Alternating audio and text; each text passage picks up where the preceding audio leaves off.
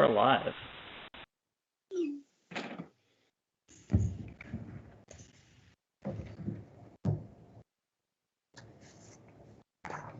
Okay, we are live, Mr. President. Okay, thank you. We'll call this meeting to order, the May 24th, 2021 regular meeting of the Jersey Shore Area School Board. Just like to apologize for us convening late this evening. The board had an executive session that went from 6 p.m. to approximately 7:22 prior to this evening's meeting. We have roll call, please, Mr. Enders. Mr. Becker. Here. Mr. Burngard. Here.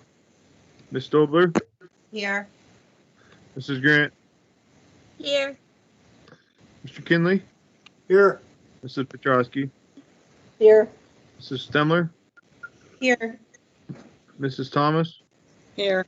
Mr. Allen. Here. All 9 members present. Thank you. Before you move on, Mr. Allen, we do need to say that that executive session was for legal and personnel. And do we need to announce security as well? Then Legal, personnel, and security.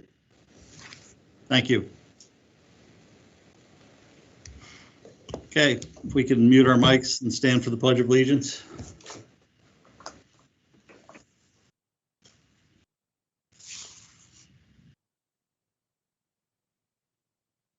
I pledge allegiance to the flag of the United States of America and to the republic for which it stands, one nation, under God, indivisible, with liberty and justice for all.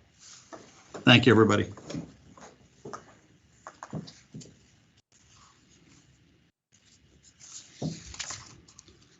Okay, we have minutes approval for April 12th and April 26th. Those were regular meetings that were held virtually.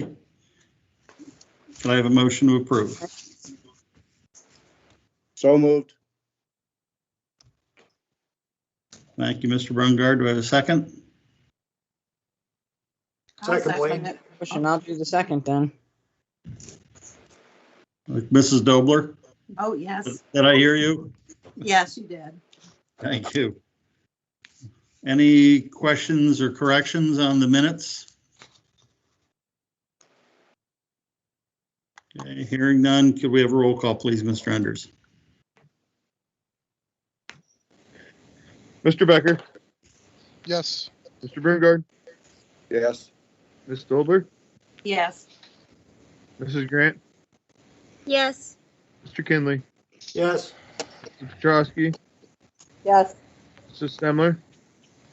Yes. Mrs. Thomas. Yes. Mr. Allen. Yes. 9-0.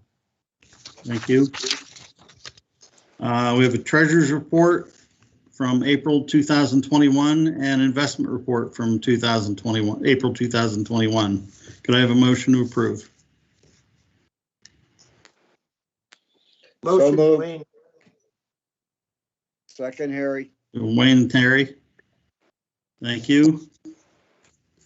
Does anyone have any questions or comments? Corrections?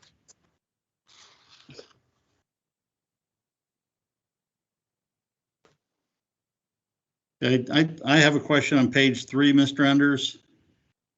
There were 3 purchases for $21.78, 3 consecutive line items. And that number just kind of got me curious. I was wondering what that's for. Are you under the bills or the treasurer's report? The athletic fund report. That's Yeah. part of the next thing, isn't it? Isn't it? Oh, I'm sorry. It is. It's the next report. Thank you, Ben. Thanks for the heads up, though. I'll start looking. Yeah, start looking. Thank you. Any other questions on the treasurer's reports? Okay, we need you back, Ben. Mr. Becker. Yes. Mr. Burngard. Yes. Ms. Stobler. Yes. Mrs. Grant. Yes. Mr. Kinley. Yes. Mrs. Petrosky. Yes. Mrs. Stemler, Yes. Mrs. Thomas, Yes. Mr. Allen. Yes. 9-0. Okay, now we'll move on to bills. $2,652,434.60. Do we have a motion to approve? So moved, Mary. Thank you. I'll second.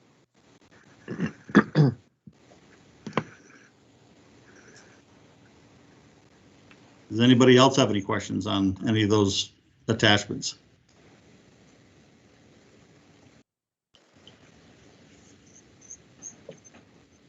So you're talking about the breakout of the $6,534 check that was spread across 3 different areas. And the reason why is because that was paying off 3 different invoices. And what were the invoices for? Do you know? I would have to pull those. I do not know off the top of my head, no. I will pull those up. Get back with you. Because they all were written up under one employee. So Yep. that's just what kind of caught my eye. Understand what you're saying. Okay. You can just get back with us by email then. Thank you.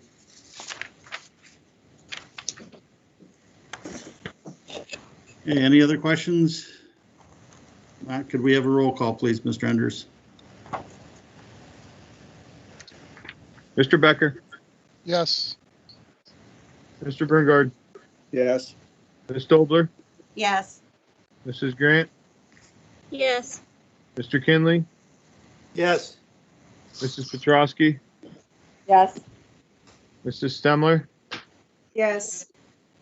Mrs. Thomas, Yes. Mr. Allen. Yes. 9-0. Okay, we move on to communications. Dr. Elmer. 2 things I want to mention tonight. First of all, we received as superintendents a communication today regarding, and this has been in the news, the $7.1 billion national investment in connectivity. There will be a survey coming out to the district regarding unconnected households. And I know we keep asking for this information, but everybody does their own survey, so I'm sorry. But this survey will be used to inform the investment of money that's coming from the federal government directly through CARES funding. But I will be sending that communication out tomorrow with that survey. Again, this is something that's being done by the federal government. We already talked about the connection program that the state government has identified Jersey Shore for, but this would be federal connection dollars that we're going to have that survey distributed. The second thing I want to mention is if you saw the paper today, we did recognize last week our yearbook group in the high school who received an award, but that was recognized today in the local paper. So congratulations to Mrs. Riggle and the yearbook staff for their well-deserved recognition. It wasn't easy to get all that done during the COVID year, and they made it happen. That's all I have for the communications, Mr. President. Okay. President's report. I'd just like to announce that the Cyber Charter Task Force that I was appointed to at the PSBA was finalized and sent out last Wednesday or Thursday, I believe. So I'll be sending a copy of that report out to every board member tonight, either tonight or tomorrow when things get around. And some of the data actually that was in that report is going to be included in Dr. Ulmer's report later this evening. That's all I have. Intermediate report. I just want to remind some of our families about the technology services in emergency broadband, that the FCC funded program. It offers discounts on like $50 a month discount off service and equipment rentals. up to $75 if you live on tribal land. I don't know if you haven't been back there though. A one-time discount of up to $100 for laptop, tablet, or desktop computer with a co-payment of more than $10 but less than $50. And only one monthly service discount and one device discount is allowed per household. But if any of our families, they could take advantage of that. Dr. Omer said, I think that is going to be posted or was posted on our website too. And then they're also in the end of the year, like they have a fiscal review where they have to do that fiscal review every 3 years. So they're going to be completing that by July 1st. And they had an update too. It looks like they said under the legislative update, it looks like it kind of fell through with the state should do a 2-year budget. I don't know if Mr. Enders knows any more information about that, but that's all I had to report. Thank you, Ms. Ostrowski. Student representative? We're hearing very similar reports about 2-year budget too, and that's pretty much kind of the only news or rumblings we're hearing about any type of state budget right now. But Dr. Ulmer and I talked about that late last week.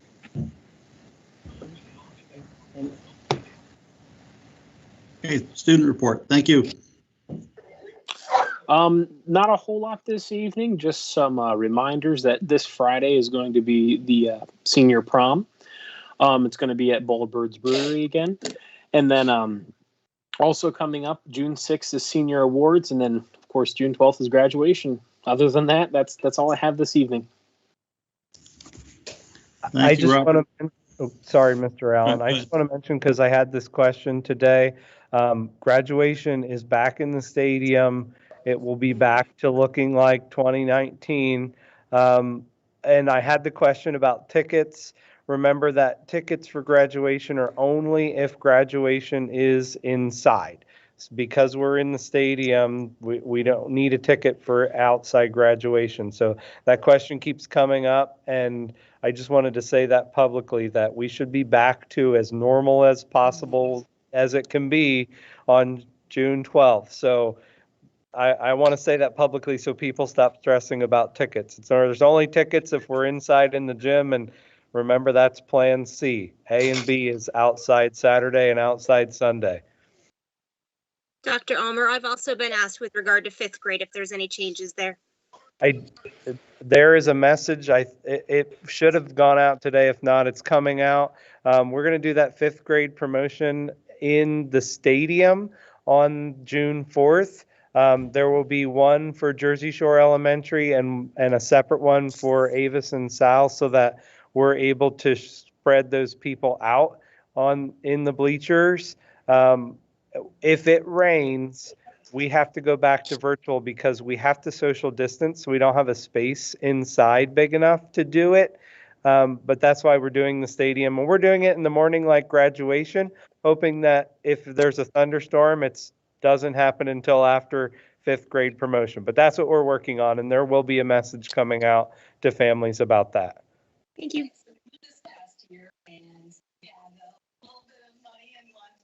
Okay, thank you. Move on to superintendent's report.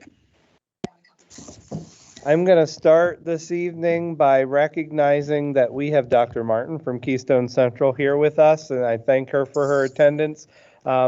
We have been discussing the fact as a board that we have some students interested in health careers. And Dr. Martin and I met last week, actually went through a tour of the CTC programs at Keystone Central, and we both identified the fact that we have a need. Jersey Shore has a need for health careers, and we actually have a program in the high school, manufacturing engineering, that Keystone Central does not have.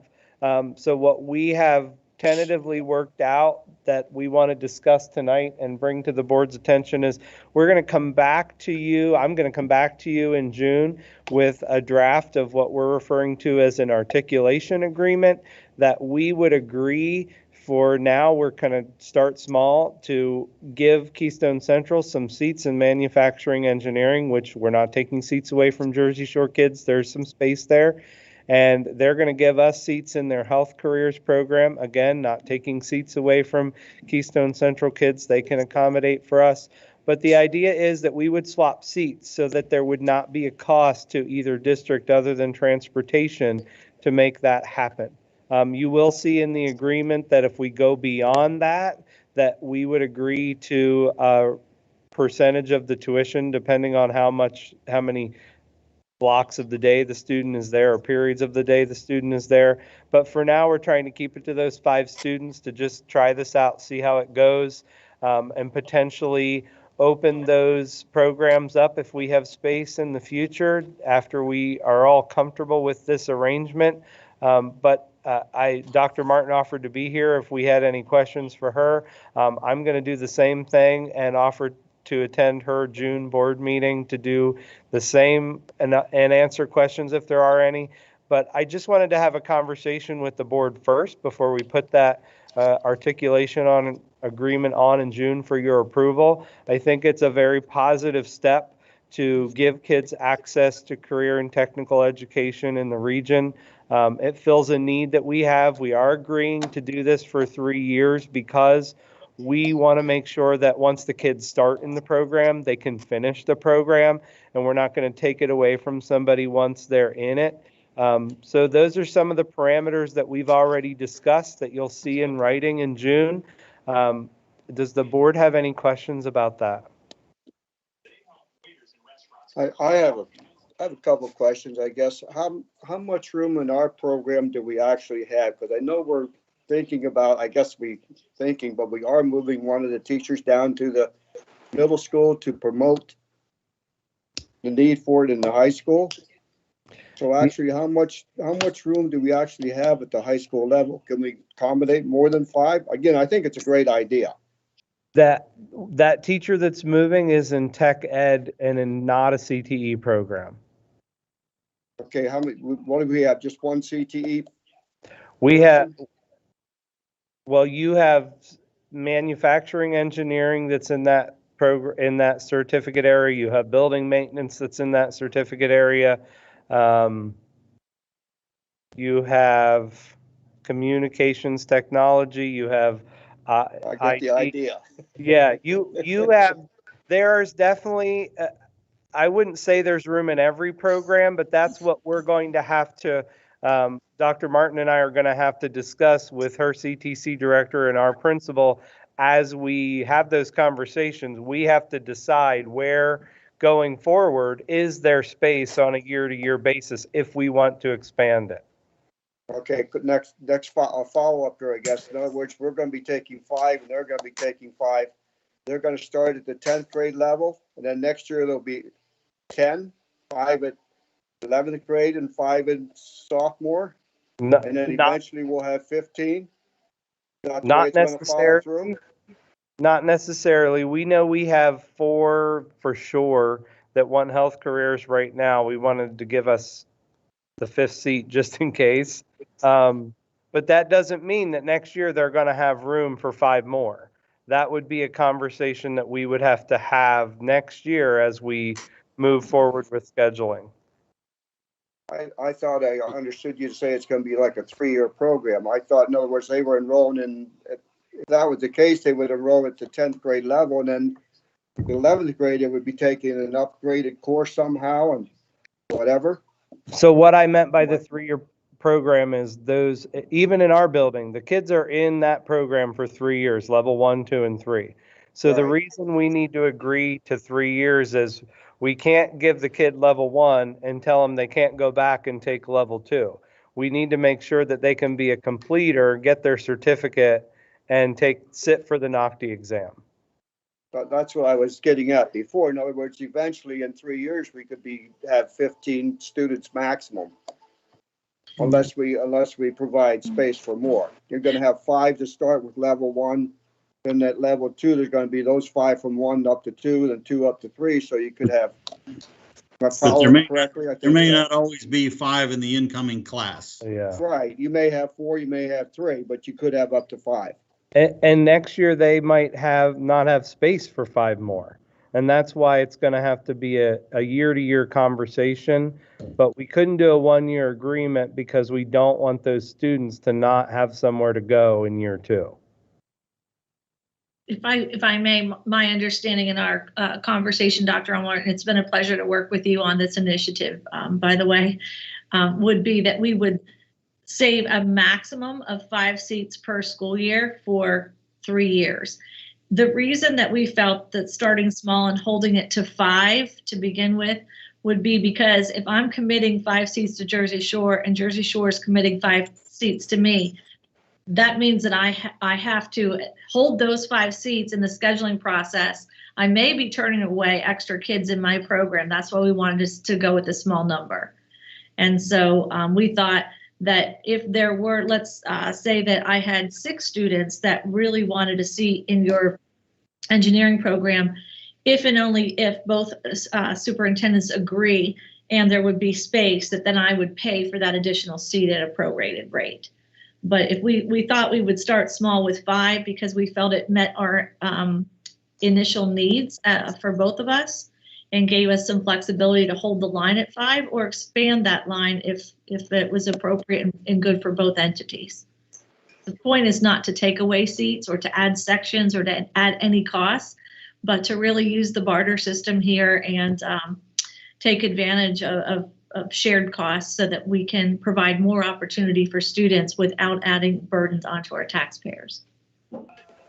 Okay, I completely agree with you, but I guess these 5 students from Central Mountain, they're going to be coming in at level 1. Right. Yeah. The level 1 program. Then what's Yes. going to happen? In other words, we can accommodate. Are we going to be able to accommodate those same 5 at level 1 next year at level 2? Is what I'm getting at. Well, yes, because if there's room right now, if there's room in the 21-22 at level 1, that same cohort of kids would roll forward into level 2. There should still be room, and that's And why then it's going 2 to 3. Yep. Okay, That doesn't mean, Harry, that you have replace 5 15 and level students total, levels 1, 2, and 3. I follow. That's what I thought. Okay, I'm good. But that's why Good idea. in the next year, we would have to have a conversation about what is the capacity of the next round of kids. And it might not be 5, depending on what you heard. I mean, depending on who signs up, we may have to come to another agreement. I don't know that, but we'll have to have that conversation going forward. I think, and I want to echo what Dr. Martin has already said, this is a great opportunity. Dr. Martin and Keystone Central really stepped forward and asked for this conversation, and I applaud them. I think it's a great way for us both to work together and find solutions. I know Mr. Allen had mentioned to the board that other conversations like this have occurred in the past, but we never really got anywhere, and that's why it was great to sit down and have the conversation, and it's pretty exciting. I'd like to say good job, both Dr. Martin and Dr. Ulmer. Well done. This is a good opportunity for our kids to at least get their foot in the door on both sides. I think it's fantastic. Thank you very much. I just have one question for Dr. Martin. What's the zip code for your health careers? I'd have to pull that out of the program. It's health occupations. I don't know the exact number, but it's health occupations. Okay, you can just send it to Dr. Ulmer and he'll get it to us. Yep, he has that. One of the things that Dr. Ulmer and I realized in our meeting, we compared what are the programs in Jersey, what are the CTE programs at Jersey Shore compared to the programs at Central Mountain. And what we found is there are actually only 3 programs that have the exact same zip code. And so we know that moving forward, if this opportunity is able to grow and we're able to have bigger partnerships across programs, you know, if we can find a way to make this work, there's a lot of potential for future growth and opportunity. However, we both agreed that we would not allow seats in a common program. So if student culinary arts is one particular program that we both have, if I have a program here, I would not ask for seats in Jersey Shore's culinary arts program and the same being reciprocal. So only looking for to start small, see how we can make this work and work out. The deep logistics will really be the result of our career and tech ed directors. to figure out bell schedules and bus schedules and all of those things. So we're not out of the woods yet, but we think that we have at least a bright idea that we could turn into a reality. Sounds great. Congratulations on both of you for your hard work. Thank you. I will be discussing this at our public meeting on June 10th. As Dr. Elmer said, he'll be joining us. That's a Zoom meeting. It's a public link. So I invite any of you that want to participate to feel welcome to join us. And it sounds like there is already garnered support from some of our board members. So we will, our next step would be, we wanted to find out from both of our boards if there was enough support going forward to draw up a legal agreement. So I will have our school solicitor start that draft and work collaboratively with Dr. Elmer and your solicitor to make sure that both entities are feel comfortable with the agreement. Thank you, Dr. Martin. That's great. Thank you for allowing me to join your meeting. Have a great evening. Thank you. Yeah.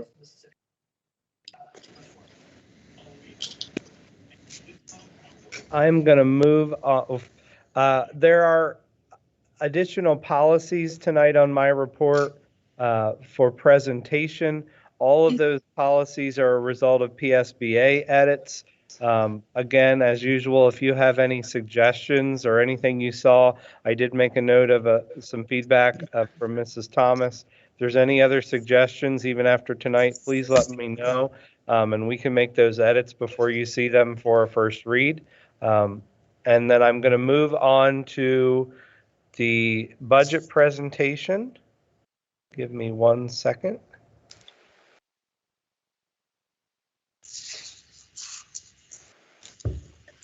Oh, here we go.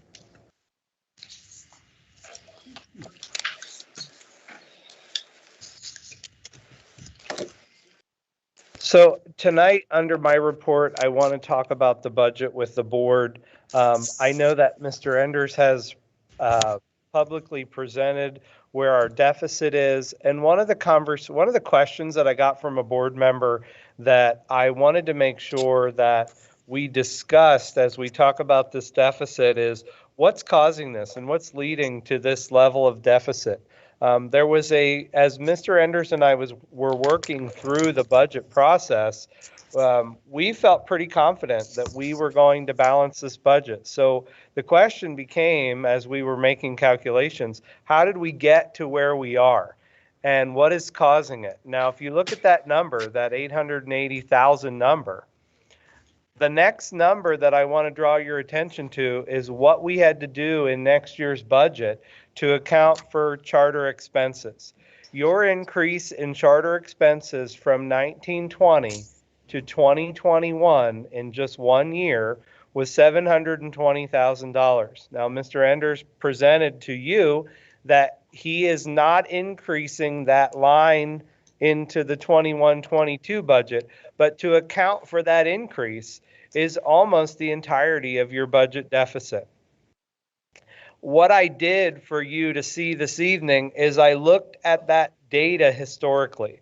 So starting in 16-17, you had an annual cost of $1.8 million for cyber and charter expenses. If you roll that forward to the estimated cost, now that we're almost done with 2021, you went from $1.8 million to $3.3 million in 5 years. You had a 1 year increase from 1920 to 2021 at 26% increase to that one line item in your budget. Now, even though we're budgeting flat into 21-22 because we believe we're doing what we can do to control for that, that 26% increase is not something you as a board have any control over. The other thing I want to draw your attention to is the fact that in those 6 years, as a district, we are giving cyber and charter schools $15 million across the last 6 years. So you are spending, as a district, $15 million in 6 years to something you have no control over. The state tells you what you're giving those cyber and charter costs.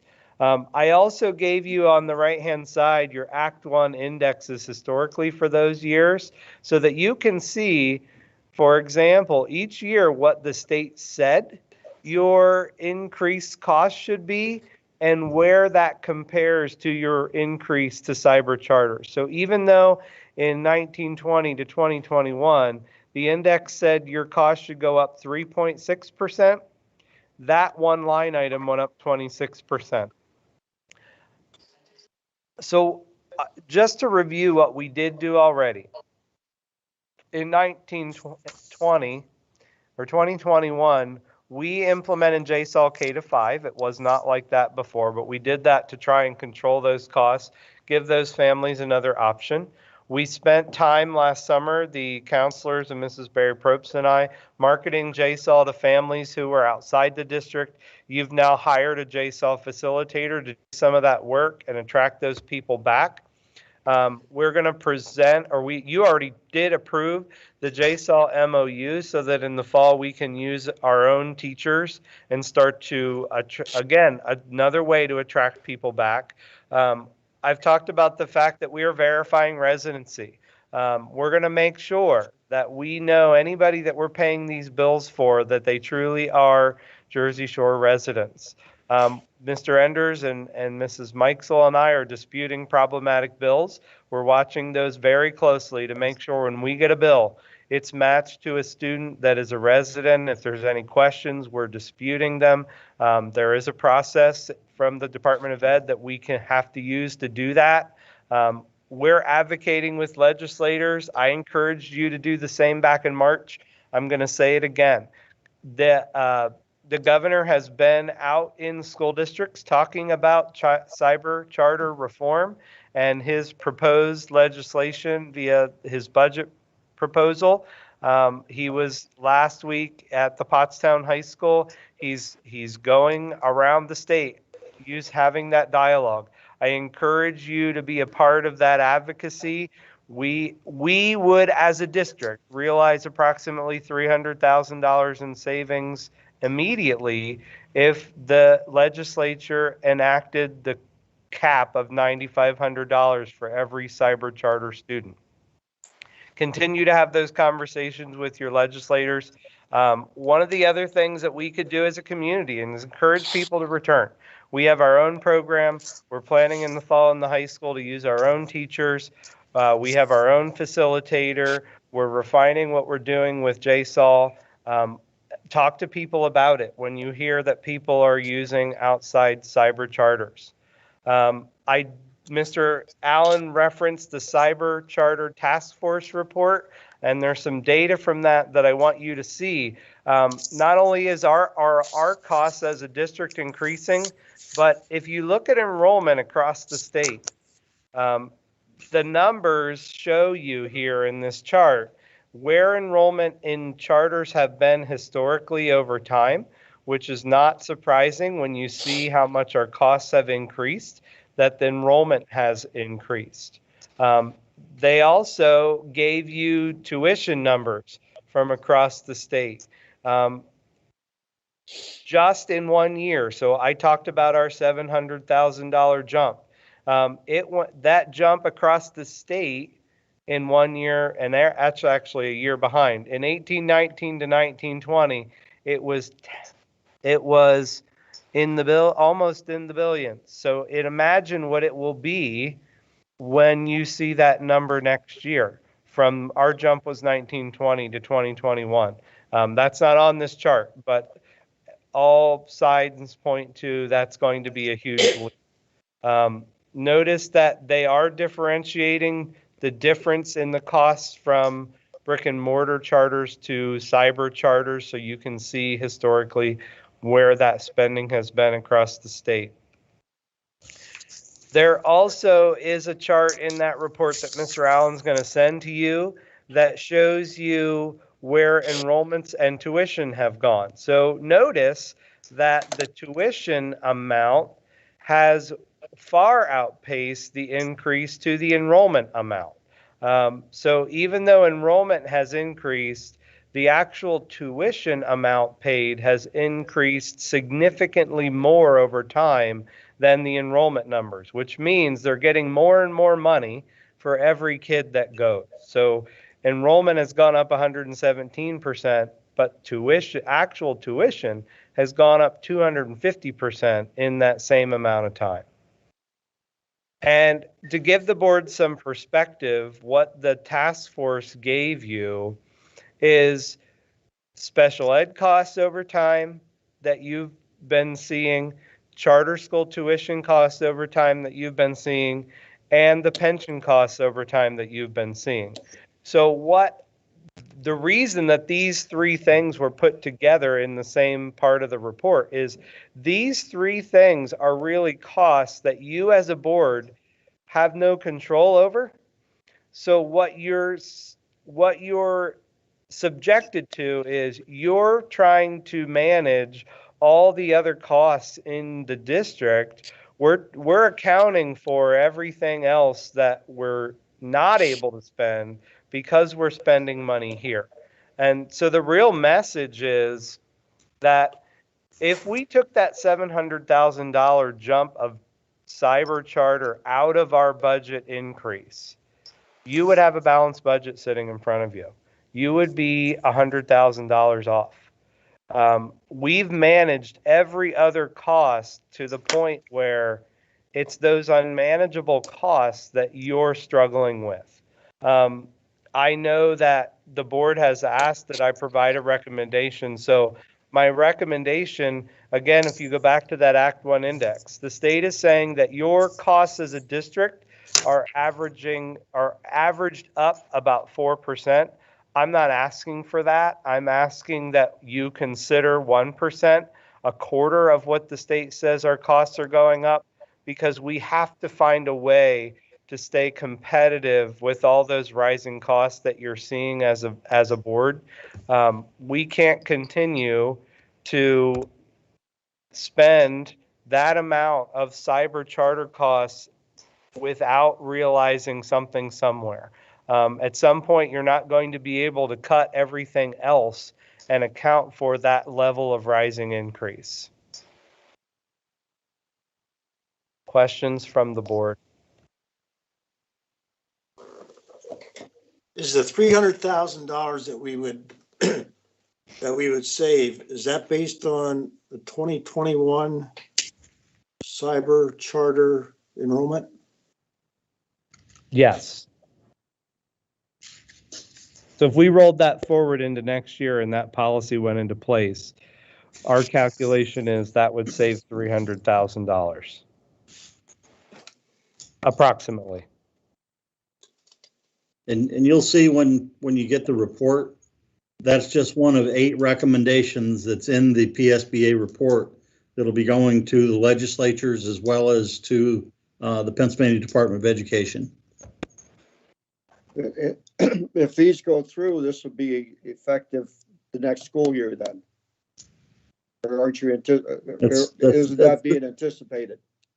That's the big F. The big F. But at least the PSBA has been able to kind of package it all together. And as you can see, I mean, we're not alone in the reflection of our PSERS costs and cyber costs.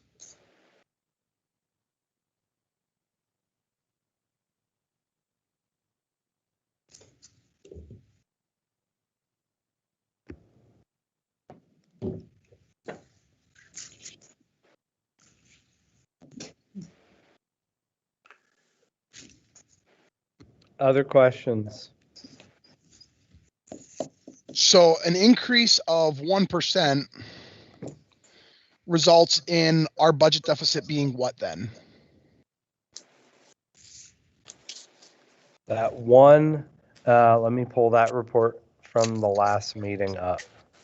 1% brings in about $179,000 of revenue over rate where it sits right now. So it would decrease your deficit by $179,000. So if we're at rough numbers 880, I think is what that PowerPoint said. 180. Yeah. Right? 180 would bring us down. You'd be about 700. About 700. 700. is there any concern that it's going to keep on going up like this? Like if they don't act next year, that those costs continue to go up, and then we're even deeper in the hole, and we can't control the costs.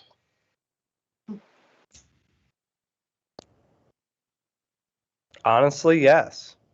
I mean, I think this is where these are the numbers we need to use to have those conversations with our legislators. I don't know how they can argue those numbers that I put in front of you.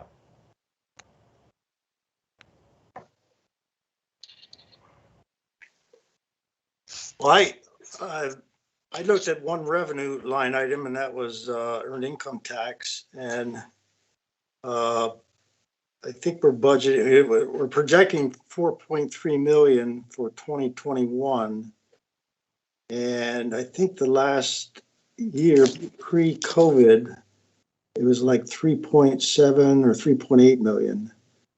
And we're budgeting 3.850, I believe, for 21-22.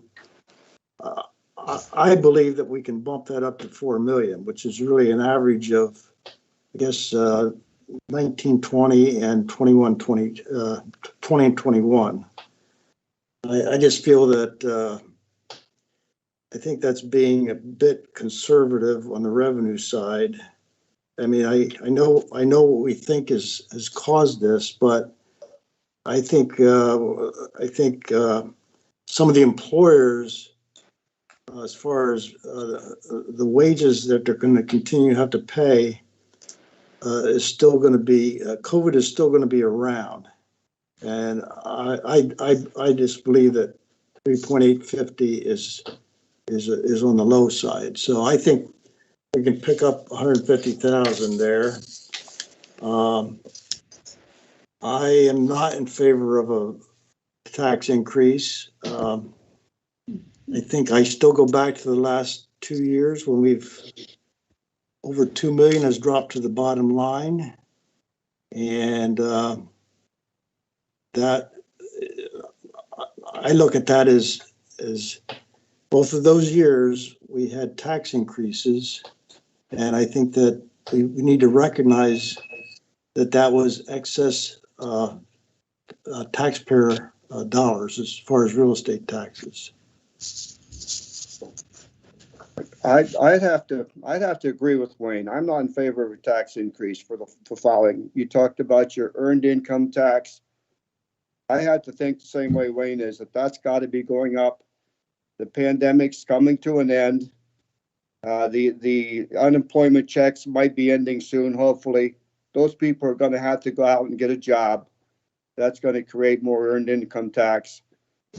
We have to draw the fund balance down because we have too much. Hopefully the person that's doing the charter cyber school that we hired is going to bring people back.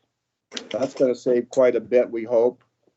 I have to believe that those people are going to come back without help from this person. I think a lot of people are going to come back into the brick and mortar school just because of the pandemic coming to an end, hopefully.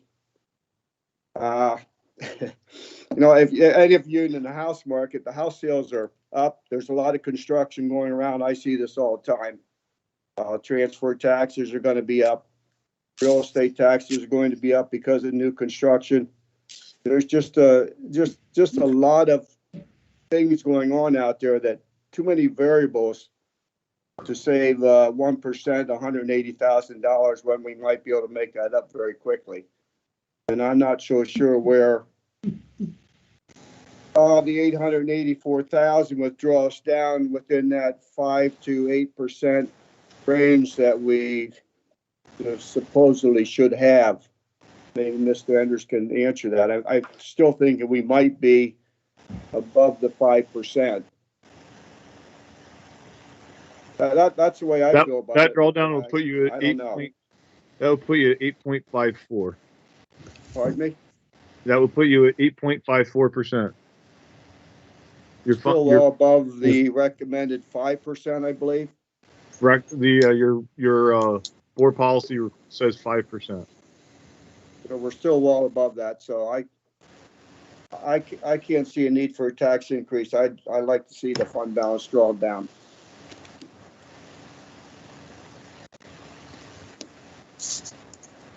The problem with some of that is when you look at the fund balance, there's fund balance that you can work with and there's fund balance that we can't touch. And when you look at the purser's fund balance, it is twice the amount of our the fund balance that we can touch. So when you're drawing it down, you're drawing it out of the whatever it is, unencumbered fund balance, not the fund balance that's already set to go somewhere. And so there's not in that kind of drawing down, you're looking at 4 or 5 years. If you remember back, if you remember back a number of years where we went 7 years without a tax increase, then all of a sudden we hit 24% or 26%. I don't remember what it ended up with. We went to court for that. We don't have that anymore. That was prior to Act 1. And we're not so drawing it down that far, Mary. You don't give yourself a little bit of cushion. Then in the next year, and you saw those indexes, they keep going up. So then we're going to, over the next couple of years, when we have all of this stuff joined together, we're going to have to start saying, okay, we got to raise you to the maximum. We got to raise you to the maximum. I would much prefer to pay 1% now than 6% in 2 years, but that's me. Well, I think we're giving in when we say we're going to have to raise taxes. I believe that there's other costs that we can save if we have an open mind and we look long term. I think there's some other costs that we can save.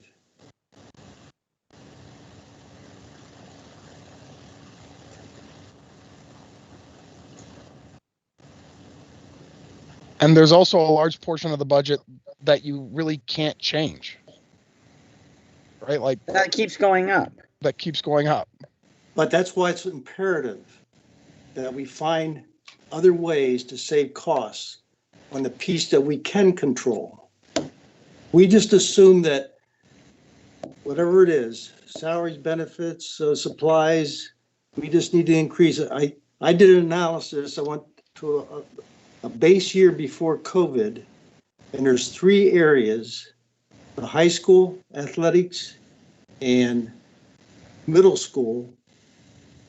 On an average, an annual average, their percentage increases are anywhere from 9 to 15%.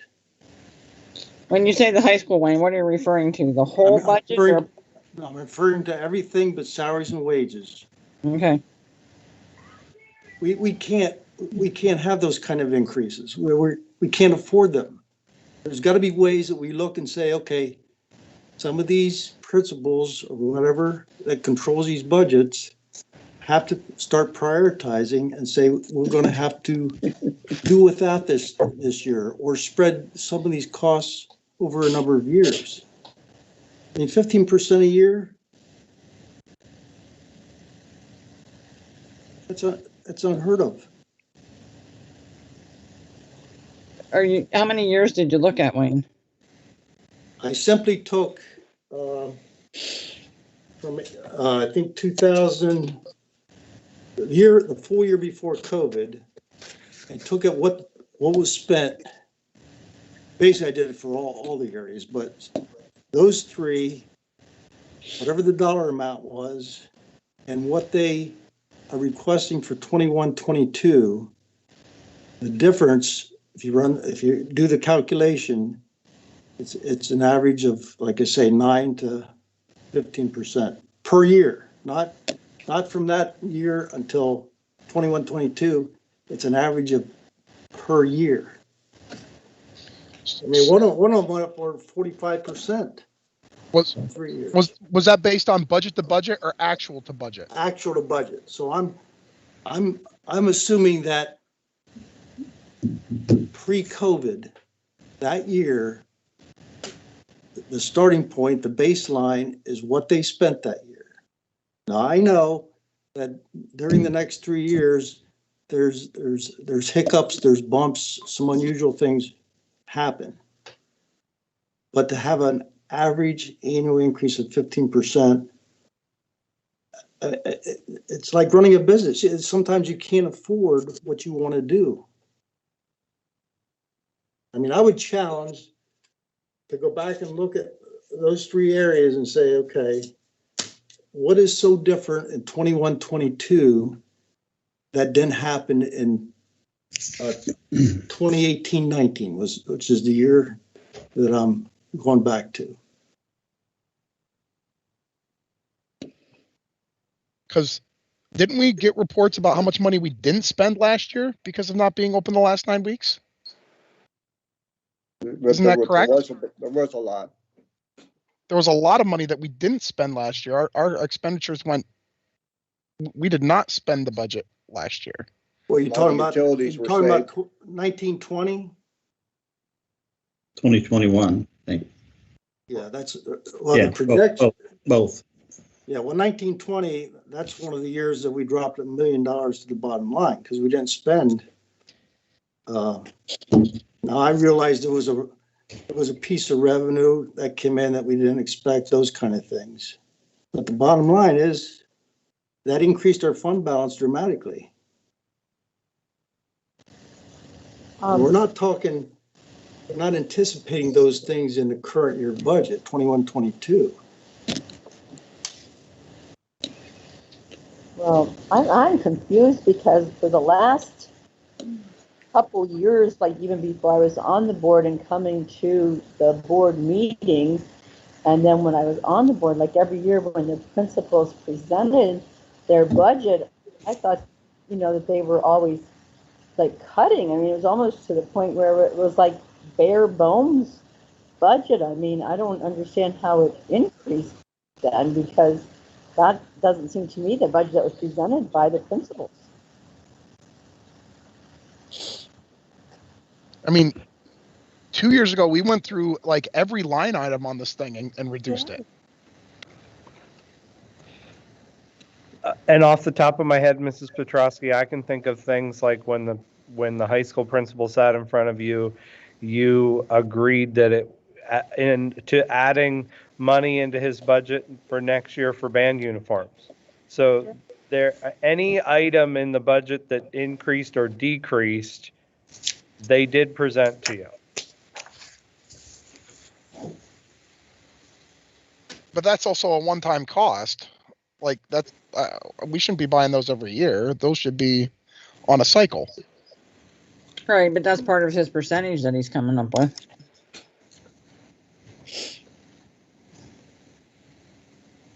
And unfortunately, like band uniforms, over time, the manufacturers change the style so they don't match anymore. You deal with this with sports uniforms too. Right. You buy whatever it is, wrestling singlets last year, and then next year they no longer make that. So now you look like none of your uniforms match.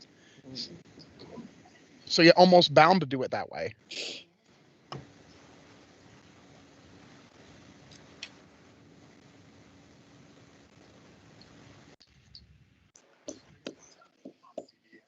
Other questions?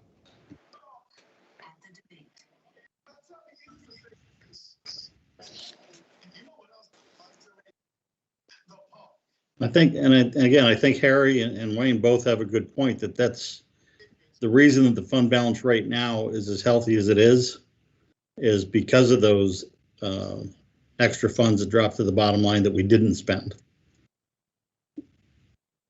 But a lot of those funds that we didn't spend, there was good reason why we didn't. And some of them we would have preferred, frankly, to spend them. For instance, the $200,000 that we saved on substitute teachers because we couldn't find any. That's not necessarily a savings. It's a good thing.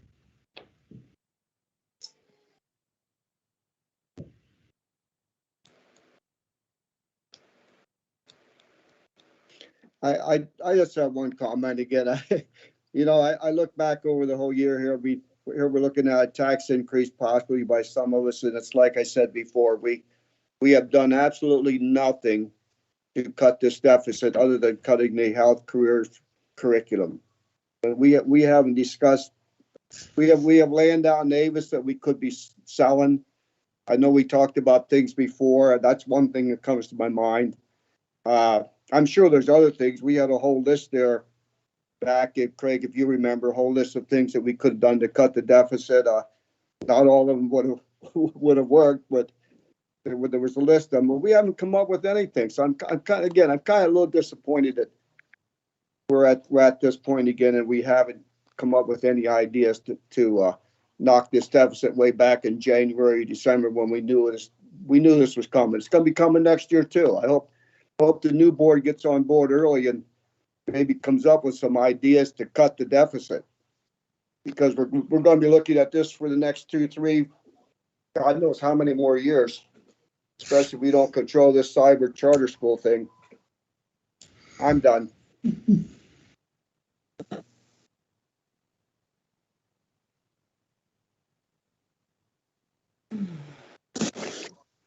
Well, just one comment I want to make is it is hard to control those things that are already out of our hands. And I know that you had mentioned, Dr. Almer, that the cyber charter is just an unstoppable train that we can't seem to, we have no say in essence, other than to our legislators and to continue to be proactive in that aspect.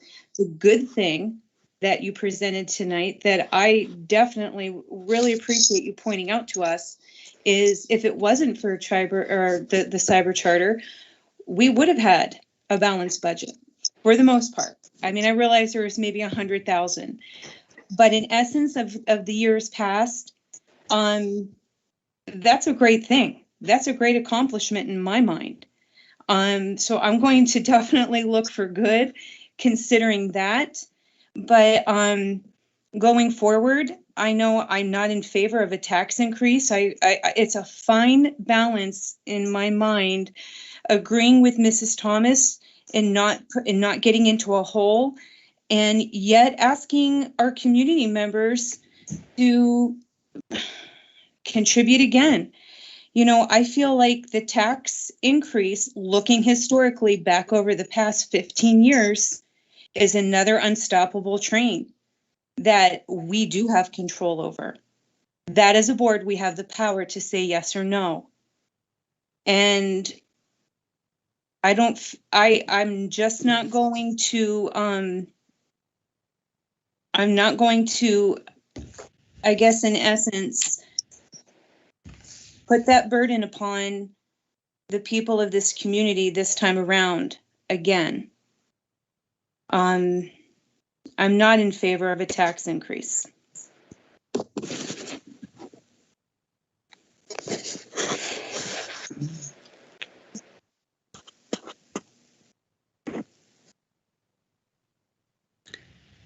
Getting back to Mrs. Thomas's question, how much would we like to put into the capital fund to keep maintaining our buildings? Anybody have a suggestion, or Dr. Ulmer or Ben, do you have any suggestion of what that number should be? My proposal, Ben and I have talked about this. I do, and we have to say publicly, even at the rebalance rate, since Clinton County at the rebalance rate will go up, you have to commit fund balance regardless. Our recommendation is 600,000, so that you would start building your capital reserve. So in the future, any project, you could spend that money out of your fund balance on capital projects. I have a question, Dr. Ulmer. I think you just said that you have to commit so much to the committed fund balance, that you have to do that? Is that what you're saying? Yes. Well, what is the amount? I mean, what's the percentage? Is it a certain percentage of the fund balance, or what? How does that work? I guess what I'm getting at is what Wayne presented before. This hunt thing, the engineering, we're going to do a capacity study maybe. I mean, all this ties in. We may be able to save some there, or however the study comes out with the capacities and stuff and utilization of the buildings. We may be able to save a lot there in the future years with the new board and stuff like that. But again, to go back to my question, what is the percentage? Is there a percentage we have to commit of the total fund balance, or how does that work? I never heard that before. Mr. Enders, do you want to answer that? So your unrestricted fund balance cannot be greater than 8% of your budgeted expenditure for that budget year. So as you asked earlier, Mr. Berngard, if you do nothing right now, your ending fund balance is roughly 8.54%. So you need to commit approximately 0.5% there to get below that 8% unrestricted fund balance. Okay, And that's how that works. Yes. I want to clarify, Mr. Brungard, it's not necessarily in my mind that there's too much fund balance. It's too much unrestricted. You can put it in places like capital reserve. You have committed fund balance already for things like future PSERS costs. It's okay to restrict them to certain areas. What you can't do is go beyond that 8% for unrestricted, which is where you are, and you can't settle this future budget at that with that in place. And if you remember, we talked about doing this in the fall when you got your audited figures, but the board was uncomfortable committing fund balance at that point without seeing where COVID expenses went. We don't want to take money away and put it somewhere in committed fund balance and then not have access to it for a COVID cost that we needed it. Typically, you would make that commitment when you saw your audited figures. We just didn't do it in the fall. Okay, thank you. I understand it. And that's another area where the charter schools operate under different rules. I believe when we went to the presentation that Wayne and I went to a couple of years ago, the Sugar Valley Charter School had close to a 50% fund balance. And they were just fine. But Nice? their fund balance is basically our taxpayers' money.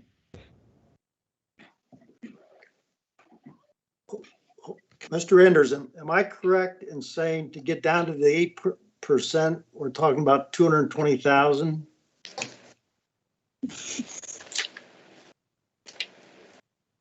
Well, my board update last week, I gave you a chart with your real estate tax options, and the third column in for the right was different dollar amounts that you would have to commit in order to raise taxes. At Dr. Ulmer's recommendation of 1%, you'd have to move $500,000 of your unrestricted fund balance, and that would put you at a 7.8%. But I mean, forget that calculation, but simply saying we need to commit X amount of dollars to get down to the 8.5 or 8.0 uncommitted fund balance. Oh, you just even not even raising taxes, you want to know how much to get down to 8%. Yeah. It $250,000, you're 8.03. So okay. Maybe let explain don't something to me. I thought the 8.5% is if we drew down the whole deficit out of the fund balance. That would take us down to the 8.5%. No. Am I wrong there? I thought my original question was if we took the deficit of 880, if we drew it out of the fund balance, that would get our fund balance down to 8.5%.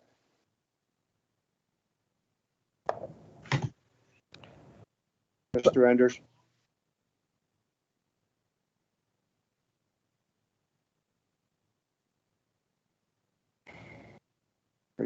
You're muted. I'm sorry. Do we repeat my question? If you take the $884,000 out of fund balance, your fund balance at 6/30/22 would be approximately $3.7 million. That would be 8.5. That 3.7 is 8.5% of the current 21-22 expenditures.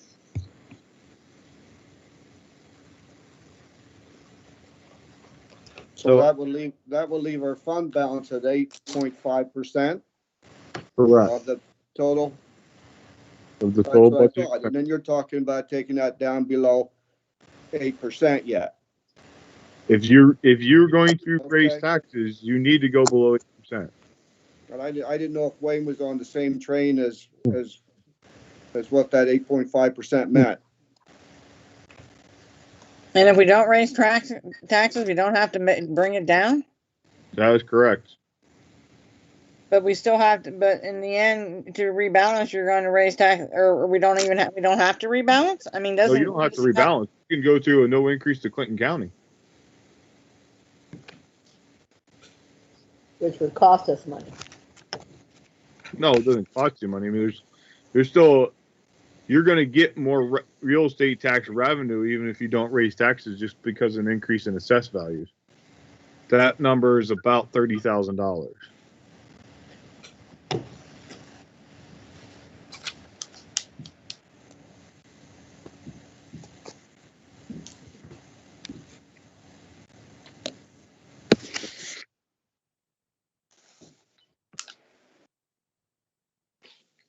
Do we have to vote on this tonight? It seems like there's a whole lot of questions. We do have to vote on it tonight. Mm-hmm.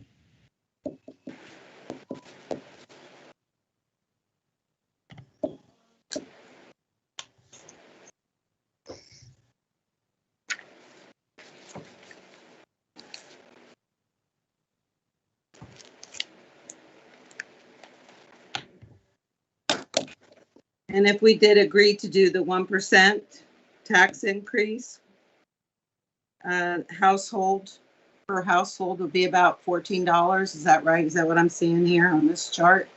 That's Clinton County for a house that's assessed at $100,000 would be $14.50. Okay. And for Lake County County, for a house that's assessed at $100,000, it would be about $11.50. Okay. And that would generate $179,000? That is correct.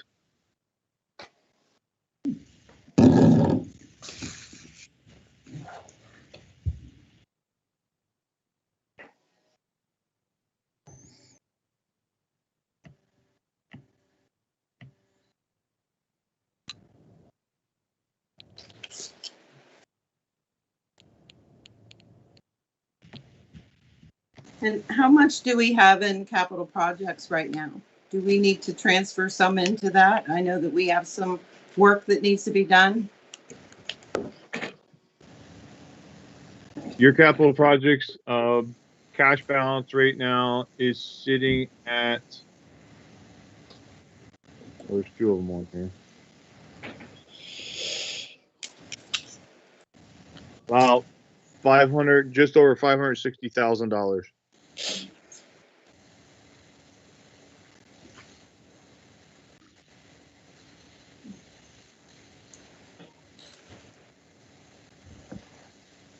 Is there any recommendation on what the capital projects balance should be, Ben, to be considered healthy? Not that I'm aware of. I mean, we're starting to get down in that danger zone. I would try to keep above $500,000. We kind of, Dr. Ulmer can talk about potential future capital projects. I know there's one on the agenda this evening for the CTE wall project, but I'm not aware. Are there many other projects kind of in the pipeline that are coming, Dr. Ulmer? Thought I was muted. That would be a place that we could access for any future projects as we looked at the feasibility study work that needs to be done. Yeah, I was going, my underlying tone there was we kind of put a stall on capital projects until this feasibility study kind of wrapped up, but I didn't know if they had anything from coming out of the last million that was going to be pressing coming. The biggest thing coming out of capital projects over the next is the Salisbury roof, whenever we decide to do that. And that's, I think, more money than what we have in there. A $500,000 transfer, I believe, would pay for those roofs. Well, I agree with that, but that's not, we haven't decided that yet. We're. No. Well, when do we do that? The transfer, or when are we doing the roof? No, yeah, how do we go about transferring 500,000 into capital projects? And that could be a part of the motion added to that blank agenda item on the budget. Okay.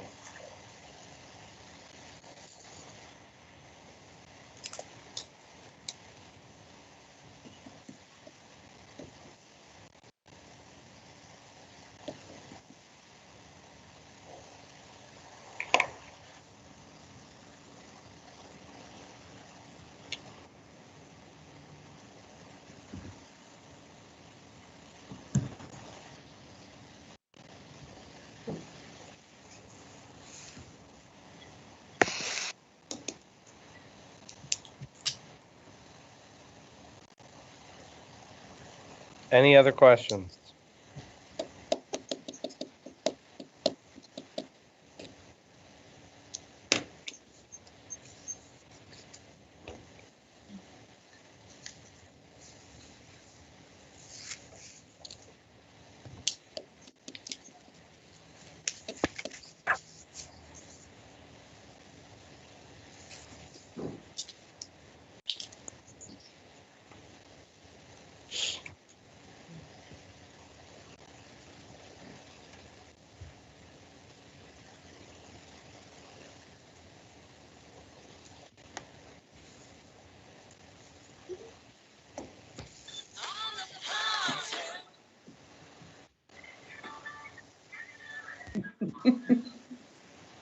I don't have anything else for my report, Mr. President.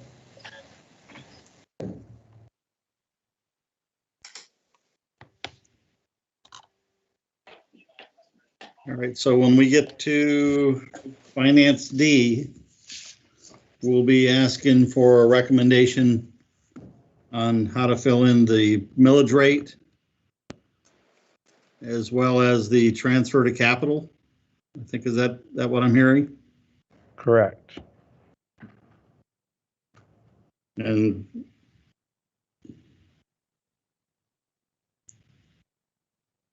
so what we're looking at, what's on the table, what I'm hearing is the 1% and 600 to capital reserve is what's being recommended by the administration. Correct. Let me ask before we. Are we working on finance now or what?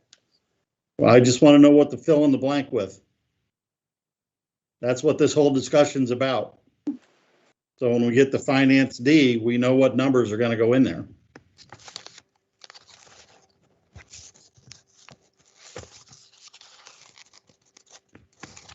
I'd like to see 0%. We talked about before. Draw the fund balance down. At what point do we take a vote? When you get to One on find, the agenda. And When then we get to Finance D, you can make the motion and see if you get a second or not. Sounds like a winner. What if we, seems like a year or so ago, we waited till the audit was done before we moved, made a transfer to the capital projects fund? Am I right or wrong on that? we've done it both ways, but the last time was, yeah, we waited till the audit was done.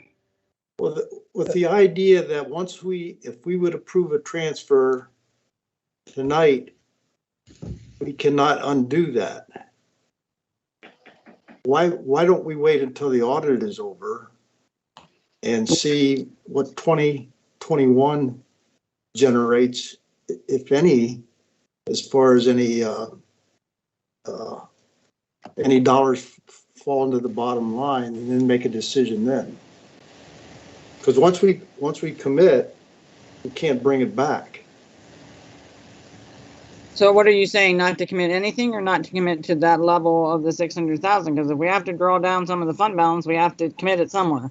Yeah, what Ben is saying is if we raise taxes, we have to draw some down from the fund balance. And Mr. Kinley, I'll add to that. The problem that you're running into is that you didn't commit when you had the last audit we pushed it off because we wanted to make sure that we dealt with any COVID issues. So now you're in a situation where you didn't do it back in the fall, and we waited, and we're at the point where we have to do it now, rather than can't wait till the next audit because we didn't do it at the last audit. Okay, That's what I was going to say. my numbers to get down to the 8%, and Ben, you tell me why I'm not right. I computed 288,000. I simply took 0.5% of the 21-22 expenditures.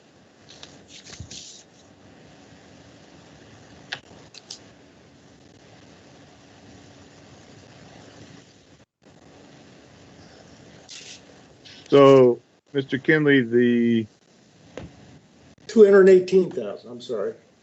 Is that But assuming actually, zero increase, or is that assuming 1%? I'm assuming no tax increase.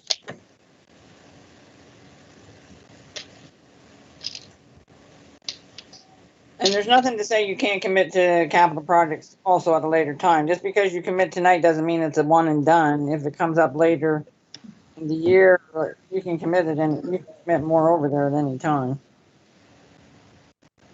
But we did miss last year in committing anything to it. And then I start to worry about that. Well, So I think the problem with Mr. Kinley is, as you pointed out, because you gave me that $200,000 number earlier, and that's why I asked you what is that considering as far as tax increase? So that's part of the calculation I believe that you're missing is you need to consider every time you increase taxes, you're lowering the deficits, which was lowering down the drawdown the fund balance, which is then actually increasing your ending unassigned fund balance as a percentage of your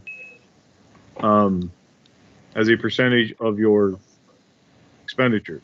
So if you raise taxes by 1%, you're bringing in $180,000 roughly.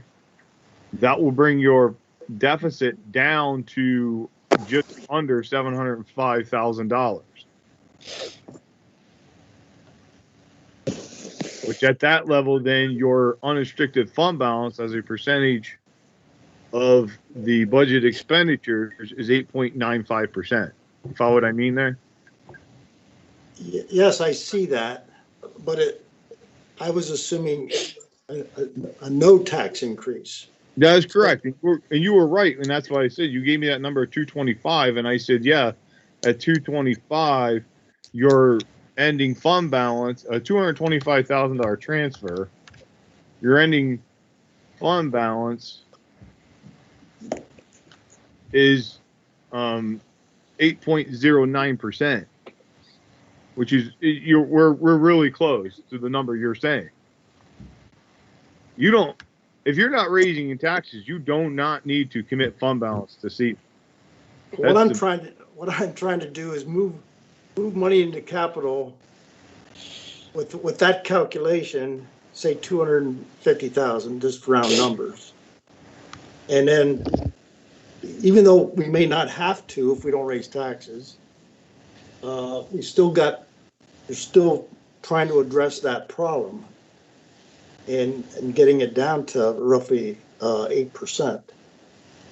And then after the audit's done, if for some reason we would have money fall into the bottom line, then we could move more over. So, and I think that's where you and we're not communicating in the right mindset. And I think if you're just saying I want to move $250,000 just to get fund balance at 8% and not raise taxes, you're spot on with your analysis. Your numbers are all right. And you can do that tonight. You can do that tomorrow. Or the next meeting, you can do that. The meeting after that, you can move that in July. I'm okay with that. You can do it whenever.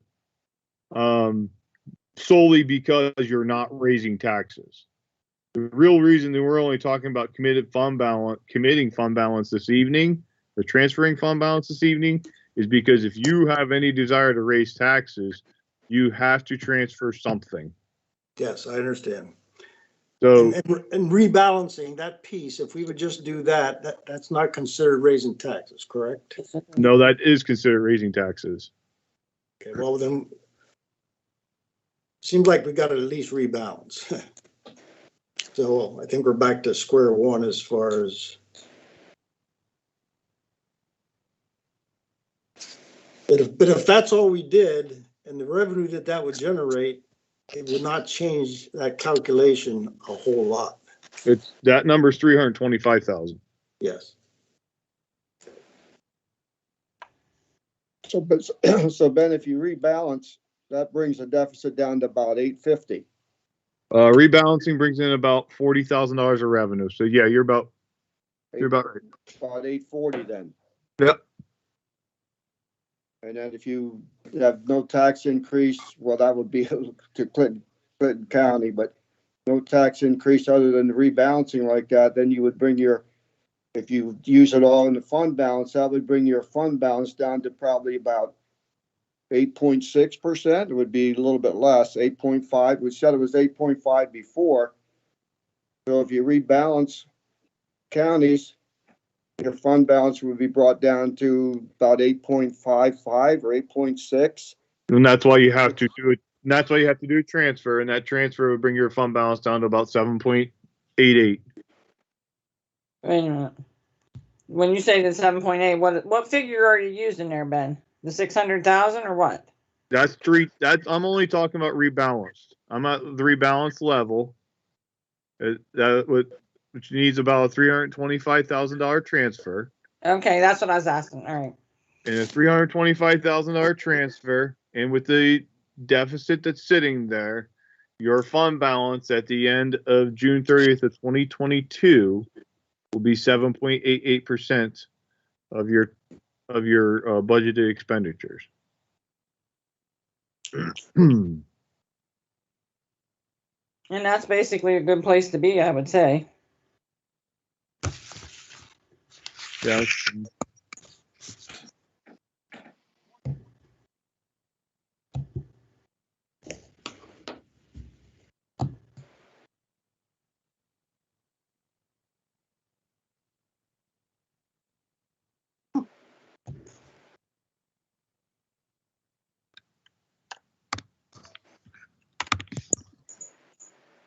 So that's rebalance and transfer 350, is that, Ben? 325. 325. With no tax increase? Just Just the the rebalance. Pardon me? The rebalance. Rebalance.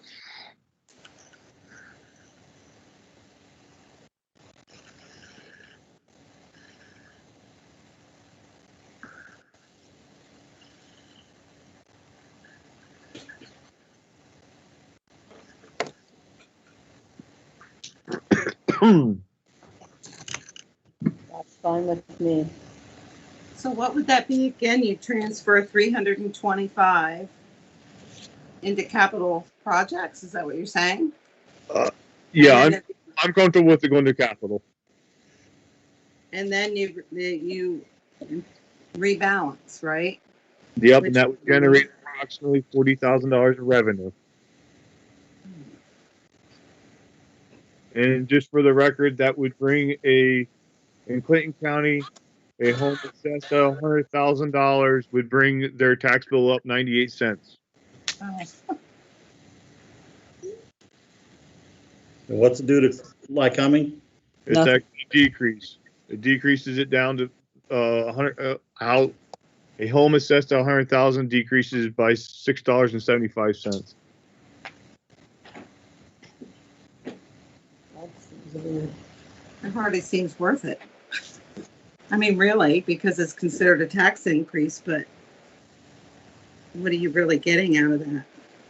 To make the tax, to impose a tax increase. You're keeping your capital projects account nicely healthy. It's getting low.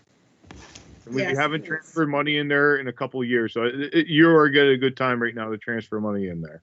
Yeah, there have been times we've had over $1 million in capital reserve. Ooh.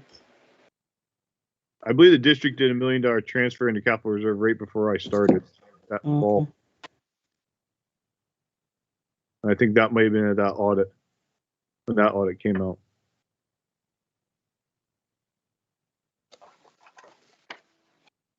So is that what everybody's happy with, the rebalance plus 25,000 transferred to capital reserve? How many thousand, Craig? 325, correct, Mr. Enders? I just saw the 25 come on. I thought it was 325. You're correct. Sorry, I'm trying not to cough up a lung over here with allergies. Craig, would we be better off when we get there doing two separate, well, actually three separate, do a motion just for the A, B, and C, and then do a separate motion to add to that and motion that? Would that be easier to do, do you think? Yeah, we could do D separately and just have a totally separate motion. Right. Okay. Yeah, we could do that. I just think it'll make it cleaner.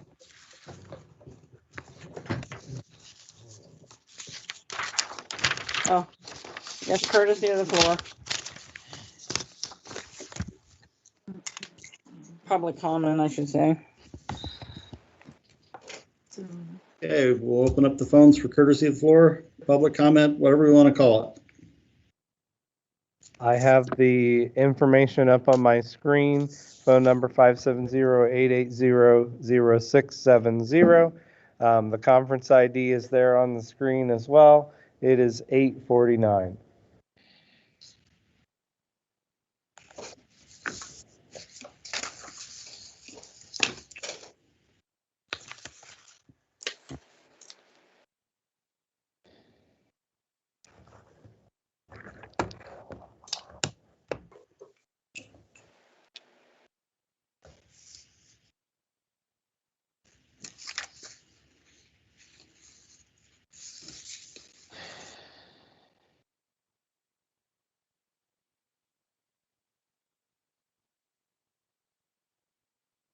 Harry Brumyard.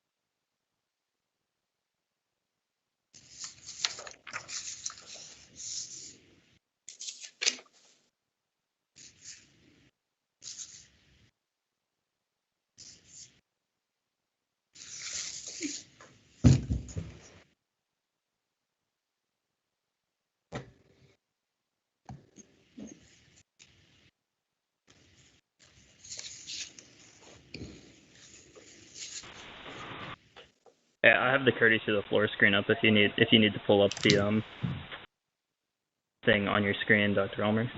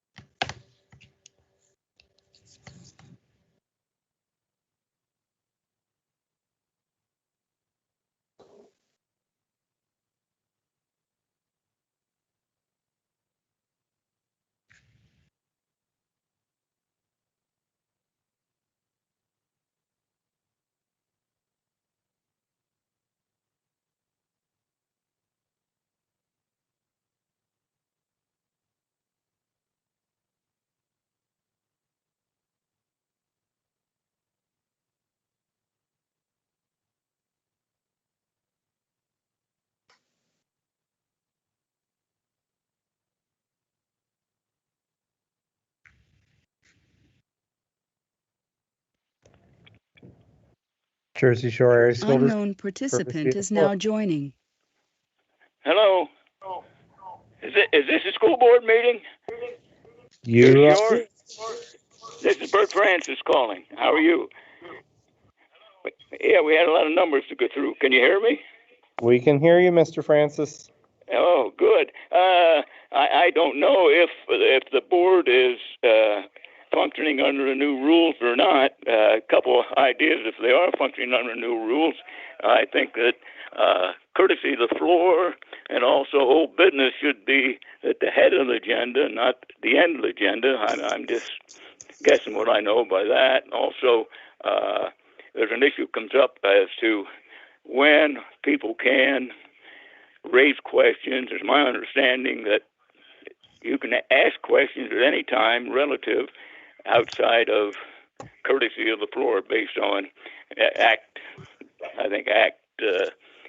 65.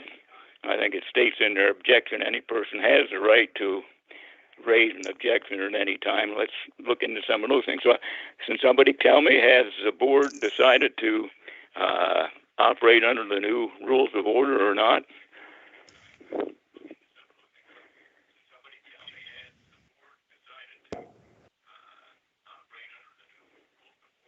The rules of order are subject to board members and everybody's familiarization or comfort level with relaxed rules. That wasn't my question. My question was, I know that the board has seen, and when the discussion comes up as to small board and large board, and Jersey Shore School Board is considered a small board just based on the number of members. Has the board then chosen the small board portion of the new Robert's rules?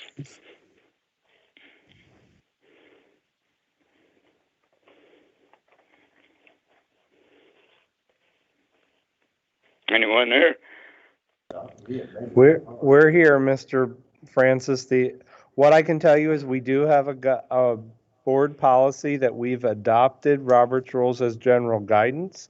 I don't believe that the board has taken any official action to say we're a small board. Thank you for that.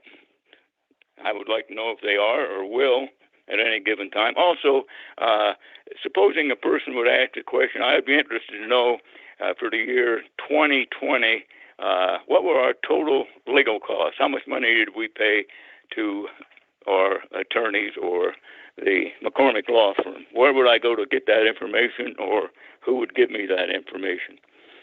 That would be a right to know request. Right to know request. All right, I'll do that as a right to know request. Also, just in general, I believe in this board. I believe in all the hard work you do, and I appreciate all that. Also, I do know the Office of Open Record in Harrisburg also says and advises it's a good idea for you folks, anything you can do to answer questions directly and to time their act. They do highly recommend that. A couple reasons for that. Number one, some things you have to delay to do research, but others, yes or no or whatever, they say will help you eliminate further litigation or legal problems. And I think we'll get more people out, because that's one of the biggest complaints. We don't get people out to board meetings and so on and so forth because they feel that they aren't treated properly and don't get answers to the questions. And then we go to frequently asked questions. A lot of people don't know anything about frequently asked questions or even where to go find them or whatever. Yeah. So anyway, that's enough for tonight. Anyway, I appreciate everything you folks do, and we got the greatest school district in the state of Pennsylvania. So finish your business and have a good life. Thank you. Thank you, Mr. Francis. And I will Thank just you, add. Sorry, Mrs. Grant. Unknown participant is now exiting. I will add to that, because I did forget to mention it under my report, that I want to say publicly that we will be returning to the boardroom at the first June meeting. The capacity restrictions will be lifted at the end of this week. So we will be back to in-person meetings in the boardroom at the first June meeting.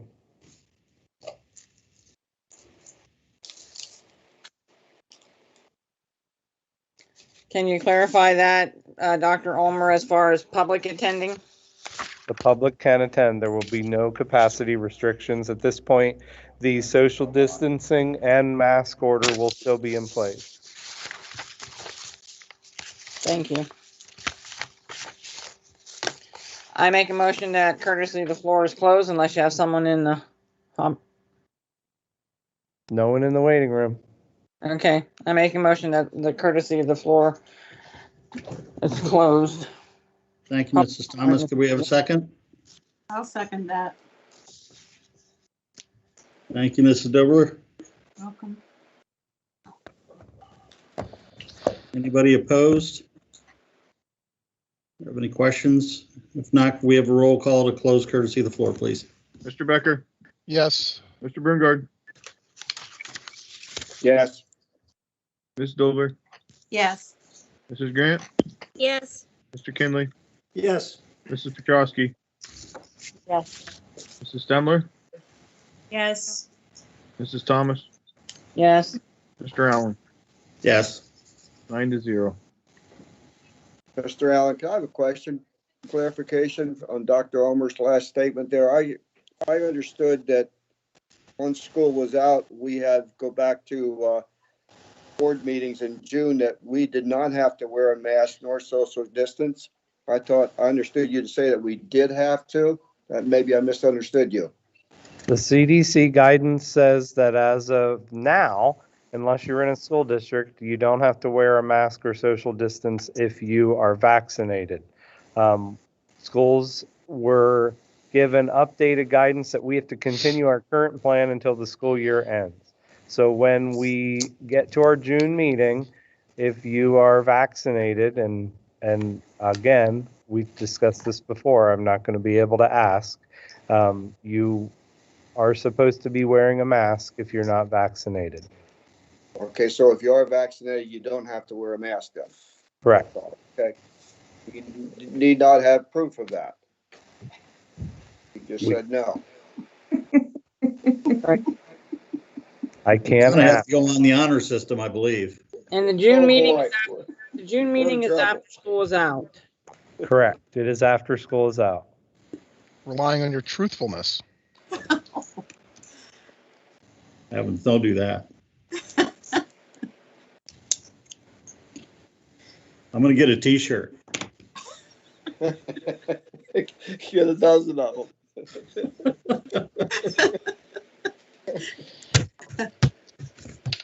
Okay, then we'll move on to personnel. We have items A, B, and C under personnel. Do we have a motion to approve? So moved, Mary. Thank you, Mr. Thomas. Second? So I moved. will. Go ahead. We'll give Go that ahead, to Mr. Angela. She hasn't had one in a while. Okay, we have a motion and a second. Any discussion, questions, or comments on A through C?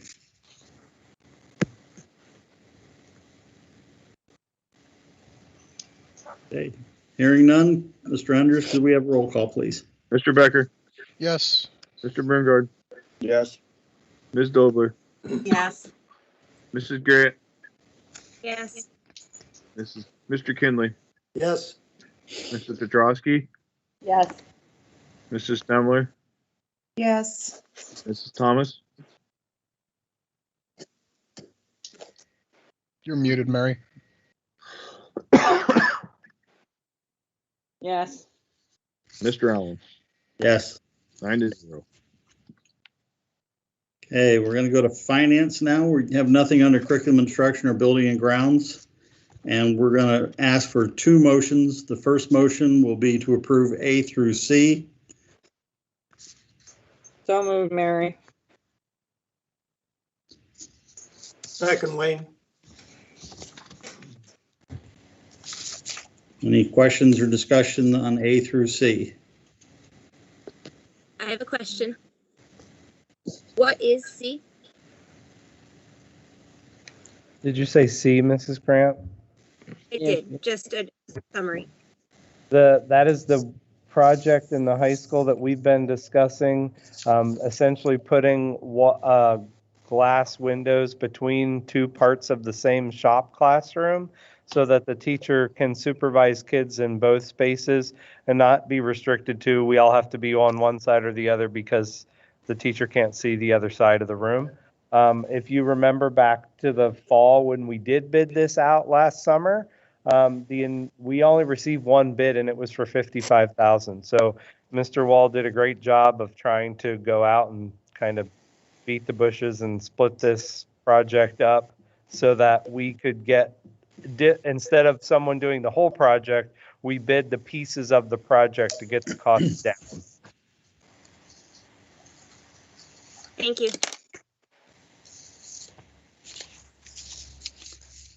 Any other questions on A through C?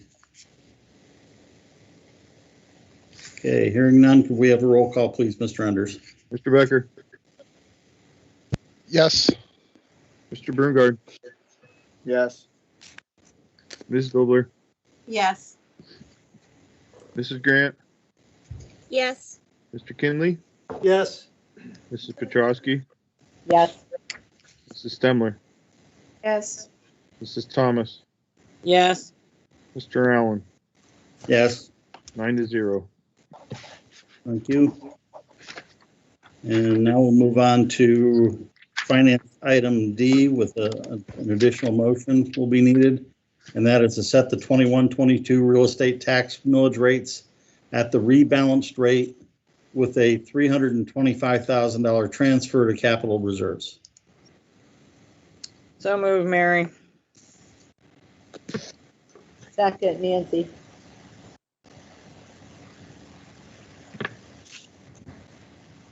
Any additional questions that haven't been already addressed during open discussion?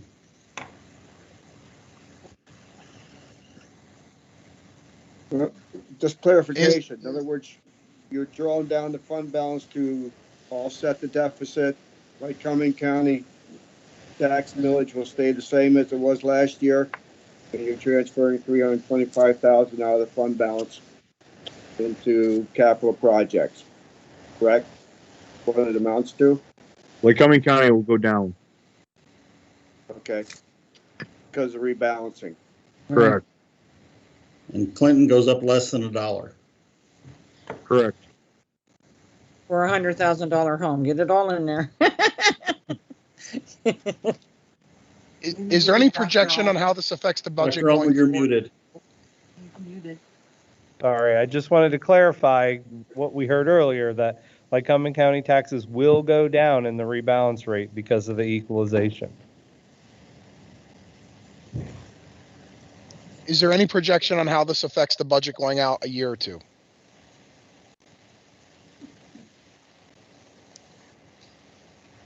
You have to rebalance every year, David. That's, I mean, that you have to do the comparison every year. We just don't.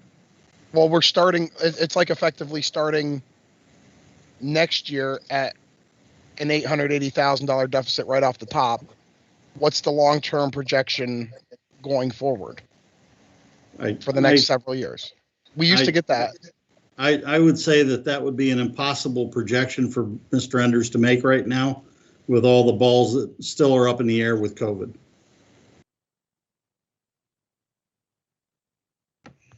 Dr. Ulmer and I discussed doing projections essentially at the beginning of this budget season or cycle, and both decided we were not going to do it for this year.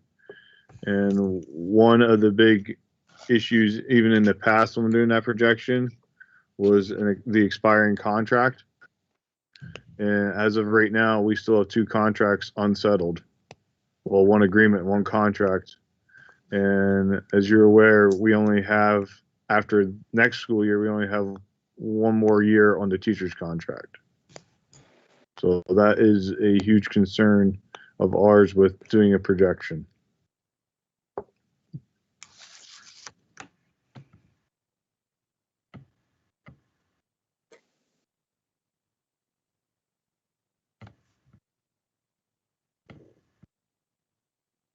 Any other further questions on letter D?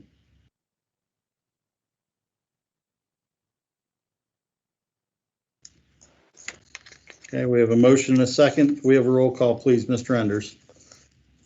Mr. Becker, No. Mr. Birngard, Yes.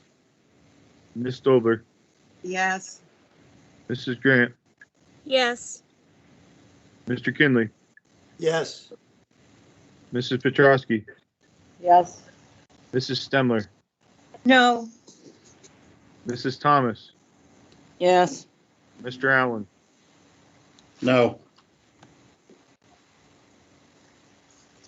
6-3.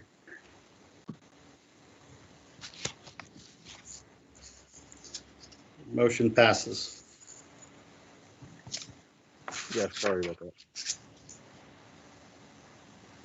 Okay, moving on to miscellaneous. We have items A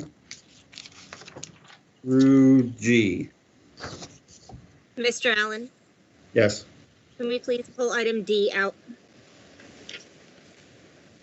To vote separately or? Yes, thank you. Yep. So moved, Mary. And Mrs. Thomas, is that motion to approve all but vote on McCormick separately? You can do that. Yeah, that's fine. I don't, yeah, does that need to be part of the motion? I mean, I thought you. No, I just wanted clarification is all. I'm fine with that. We have in the past voted on that separately. Okay, we have a second.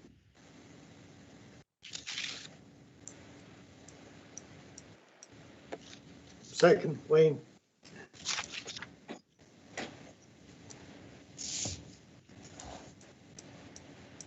Okay, any discussion, corrections,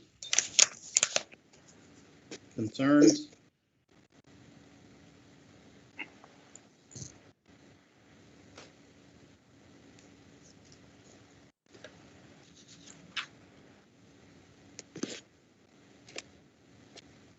Okay, if not, we'll have a roll call on A through C and E through G.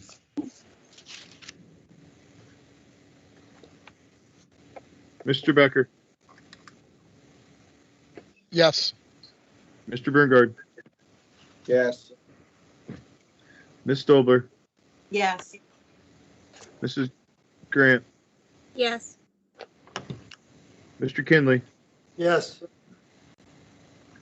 Mrs. Petrowski, Yes. Mrs. Stemler, Yes. Mrs. Thomas, Yes. Mr. Allen, Yes. 9-0.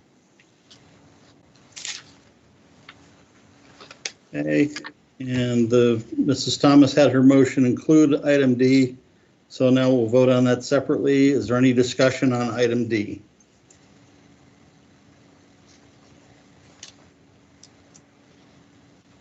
Any concerns on item D? For public information, how does this compare to what we're doing now?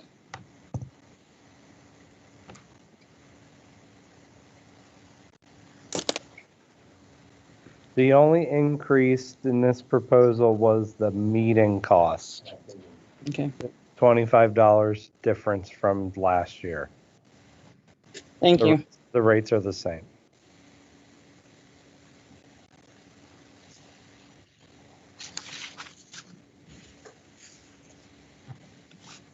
Any other questions or concerns on item D?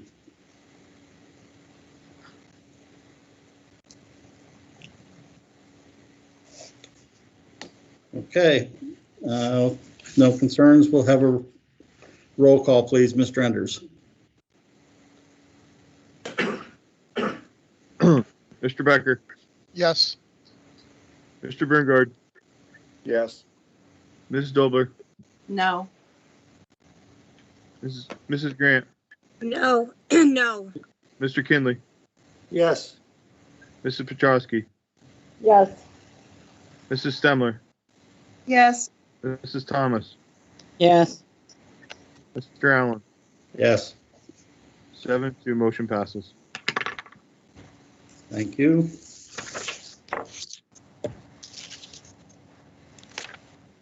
I don't believe we had any standing items under old business. Does anybody have anything else that they would like to bring up?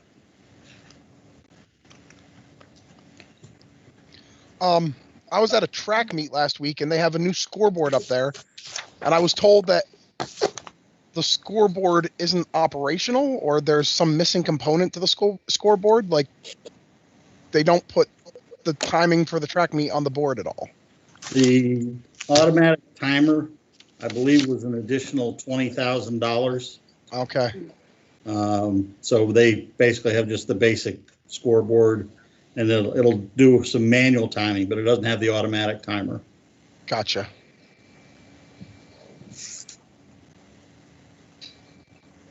I did have on the agenda for the board this evening under old business.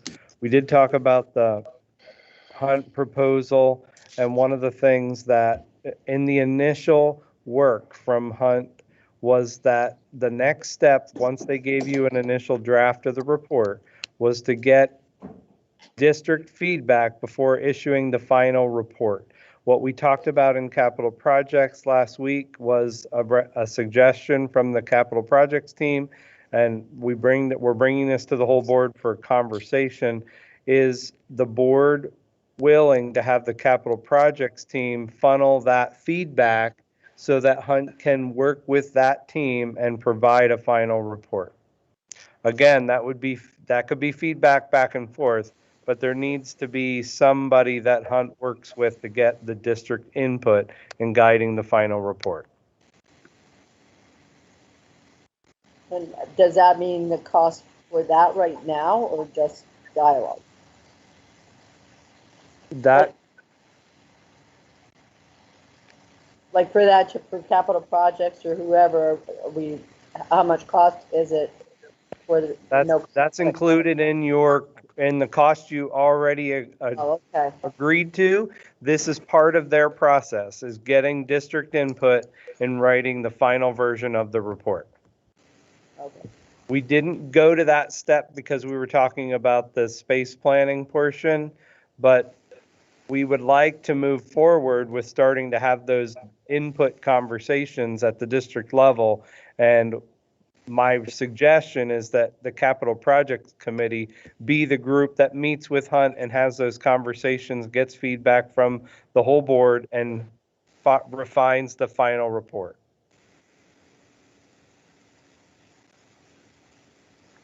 We don't have to vote on that. I'm bringing it up because I want the whole board to be informed.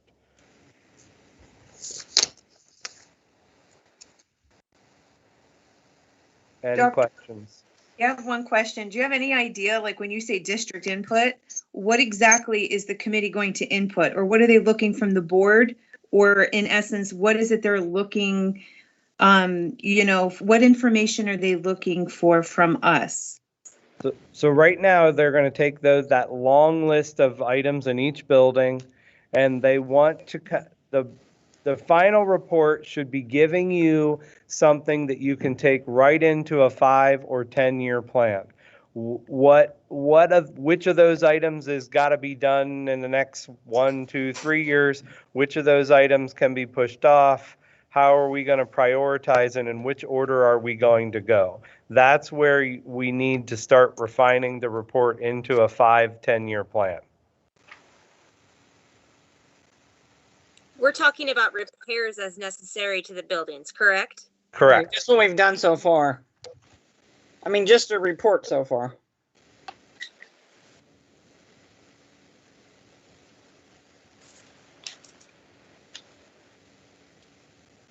But again, to Mr. Kinley's point, we need to have that finalized feasibility study to even talk about future bond issues. So we need to make sure that we get that final report in a timely manner so that we can move forward with some of the other conversations like we've had with PFM. You're in a really good spot with your debt service. Interest rates are really good, but you can't act on any of those things without a finalized report.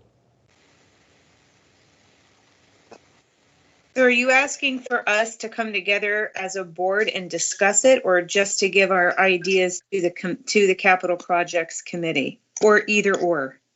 What I talked about with the capital projects committee at their last meeting was scheduling like a day-long meeting with that group and Hunt Engineering to really digest that report. And I don't think the whole entire board would want to commit to something like that, but they could funnel the feedback through the committee and we could have a couple of those meetings and refine the final report.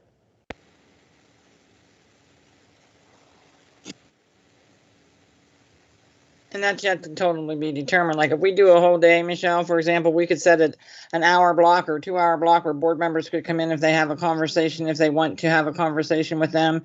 And you know, you can do it multiple ways, but we wanted to have a way to funnel things to that committee.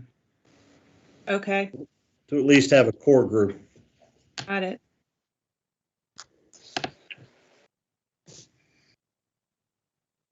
Any other feedback on that?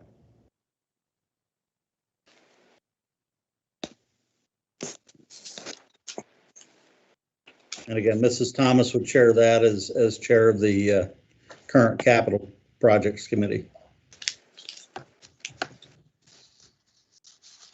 Well, if you're looking for a yay or nay, I'm fine with that.